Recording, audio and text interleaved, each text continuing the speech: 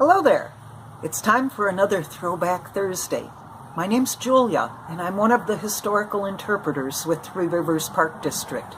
Today I'm here at the landing, and I've been relaxing on the porch of one of my favorite old buildings in this park. This is our dressmaker's shop. But I haven't been just relaxing. I've actually been doing a little hand sewing, and I've been putting all these little buttons down the sleeve of what's going to become my new 1800s ladies' summer linen dress. One of the best parts of my job is that I get to dress up in these elaborate clothes that they used to wear back in that time.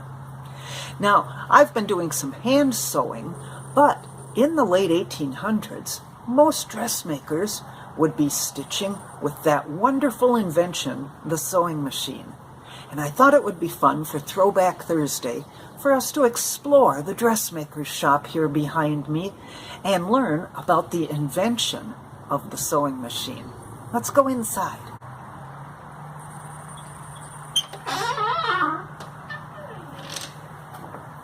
So you'll notice I've changed, but I just feel more at home inside this building when I'm dressed appropriately.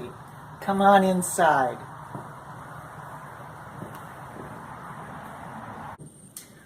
So what I have in front of me here is a lovely antique sewing machine. I really like this one because it's totally functional, and it actually came to us with the original owner's manual.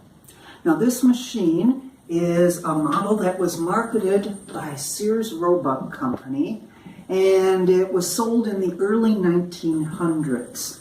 So we'll open this up and take a look. And one of the things I like about this machine is this self-raising mechanism that properly sets the machine into place. Now, this machine looks pretty similar in shape and size to a lot of even modern sewing machines. And they all have some things in common. There are actually 10 basic elements that make up a sewing machine. However, it took about 100 years for different inventors to come up with each of those 10 elements. So what we're going to do is a little timeline that shows when the thing was invented and how it added to this finished product.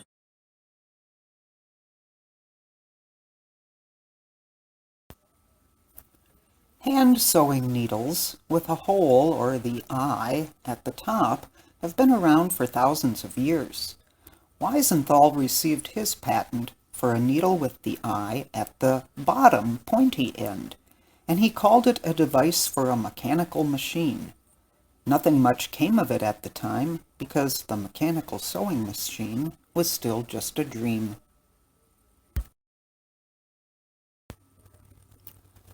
This French tailor and inventor patented an industrial-sized sewing machine in 1830.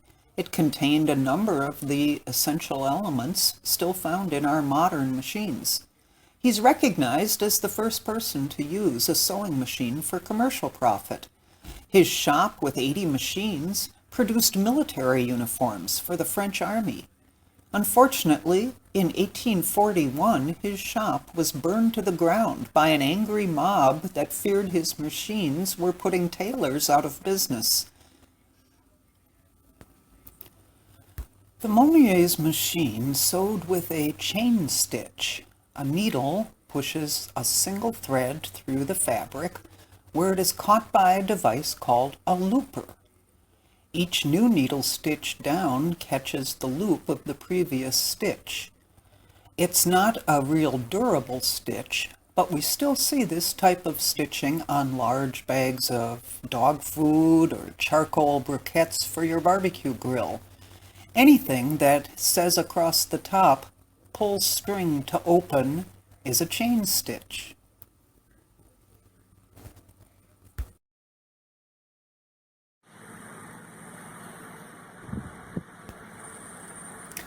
Up until the 1840s, most attempts at creating a sewing machine were based on the idea of recreating the motions of a human hand. One, one needle, one single thread. A huge conceptual leap would take place in 1844 when two British men named Fisher and Gibbons were looking for a way to make lace on fabric. They used an eye-pointed needle to push a top thread through the fabric and a shuttle underneath with a separate thread to catch it.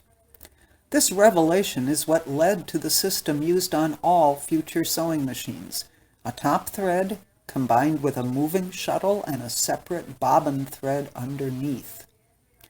Fisher and Gibbons never intended to invent a sewing machine, but their discovery made a whole lot more people anxious to try.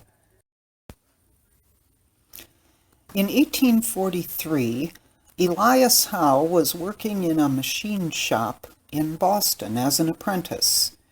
He had dreams of achieving great wealth if he could create a practical sewing machine, and so he tinkered for 3 years using the equipment in the machine shop, and in 1846 applied for and received an American patent. His machine incorporated 3 of the essential components of our sewing machine. He had the eye-pointed needle, he had a second thread with a shuttle to carry it, and the ability to create a lock stitch. Howe's machine was a feat of engineering, and the model submitted for his patent is acknowledged to be one of the most beautiful ever presented to the patent office. Most of us today would be really puzzled with Howe's first machine. His eye-pointed needle was curved and placed horizontally, and the fabric was guided vertically through the machine.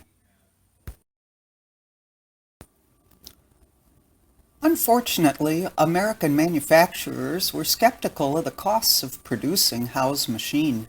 Consumers were flabbergasted by what they might have to pay for it. So Howe sets off to England for 3 years, attempting to peddle his invention to British tailors. He returns even poorer than before he left. But while he was gone, Americans kept tinkering. So right here, I need to pause and include an important fact about our U.S. patent system. You can invent something that has never been invented before and receive a patent for it.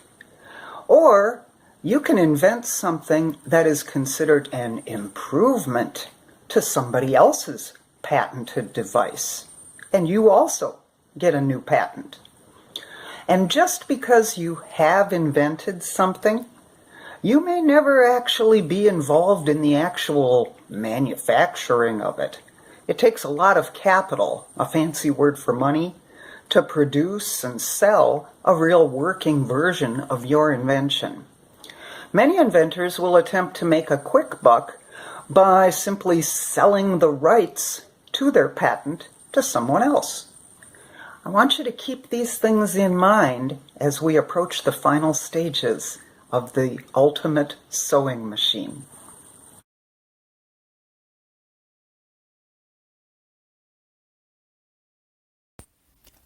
Improvement patents abound in America between 1848 and 1850. Bradshaw improves Howe's machine with a new cloth holder. He gives us element number 8, what will become our modern presser foot. Bachelder improves the machine with a feed mechanism to move the cloth. Element number 9 will become what we call the feed dogs on our modern machines. Blodgett adds his improvement of a revolving shuttle for the bobbin. He produces 120 of his machines for New York tailor shops. Allen B. Wilson patents his version of a double-pointed shuttle in 1850. He and his partner established the Wheeler-Wilson sewing machine manufacturing plant within a year. Improvements were fast and furious, and we are right on the edge of success. One final inventor will step forward in 1850 to put on the finishing touches and become the driving force behind the sewing machine industry. Can you guess who it is? Isaac Merritt Singer. Singer took on the challenge of improving the Blodgett machines in the New York tailor shops. He never claimed he invented the sewing machine, and his document of 1850 confirms it was all about improvements on existing machines. Singer's biggest hurdle was getting nice tight stitches, and he solved this by creating our final element, number 10, the thread tension adjustment. This let his machine sew perfect straight and curved lines. He received his patent for a fully functional machine in September of 1850, and it was an amazing thing. Compare this. A seamstress that was trained could sew 40 stitches per minute by hand. Elias Howe's sewing machine produced 250 per minute, but Singer's machine could produce an amazing 900 stitches per minute. It was an instant success.